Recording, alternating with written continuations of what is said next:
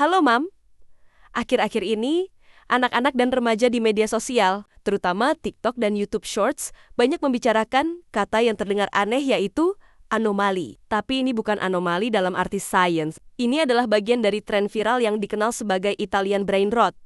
Sebuah gaya konten absurd dan nyeleneh yang sekarang sedang meledak di kalangan Gen Z dan Gen Alpha. Istilah Italian brain rot mengacu pada tren meme internet yang muncul pada awal 2025, ditandai dengan gambar atau video absurd yang dihasilkan oleh kecerdasan buatan atau AI. Konten ini sering menampilkan gabungan antara makhluk hidup dengan objek sehari-hari yang diberi nama-nama sesedo-Italia, seperti tralalero tralala atau bombardiro crocodilo. Narasi dalam video ini biasanya menggunakan suara AI dengan aksen Italia.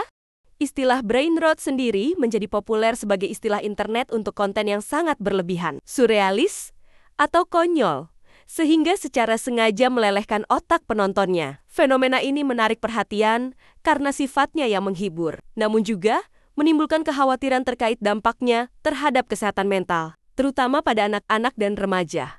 Contoh dari Italian brain rot itu adalah karakter anomali. Anomali sendiri berarti sesuatu yang tidak biasa, menyimpang atau berbeda dari yang normal atau yang diharapkan. Tapi sebenarnya konsep seperti ini bukan hal baru. Kita dulu juga punya anomali, versi kita sendiri. Salah satunya adalah Doraemon. Robot kucing dari masa depan, tidak punya telinga, punya kantong ajaib, berisi alat luar biasa, dan datang untuk membantu bocah bernama Nobita. Secara logika, Doraemon juga menyimpang dari kenyataan dan hukum. Alam biasa, ia aneh, tidak masuk akal, dan penuh keajaiban. Tapi justru di sanalah letak daya tariknya.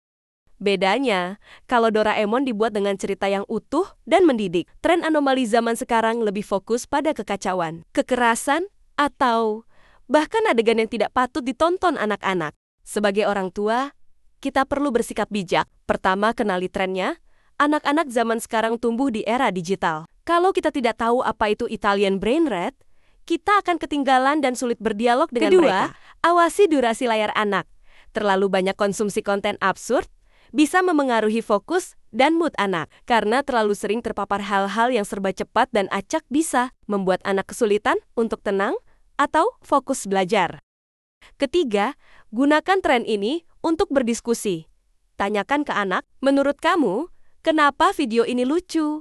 Dengan begitu, anak belajar berpikir kritis, bukan sekedar menonton pasif. Keempat, bantu anak memilah konten. Tidak semua konten internet itu buruk, tapi jika sudah mulai mengarah ke hal-hal yang vulgar, menyeramkan, atau toksik, maka disitulah kita perlu bertindak. Intinya, tren anomali ini hanyalah bagian dari siklus budaya internet. Bisa menghibur, bisa juga mengganggu, tergantung bagaimana anak kita mengonsumsinya. Sebagai orang tua, mari kita jadi teman diskusi yang bijak, bukan pengawas yang menakutkan. Karena ketika kita terlibat, anak akan merasa dihargai dan terbuka untuk berdialog.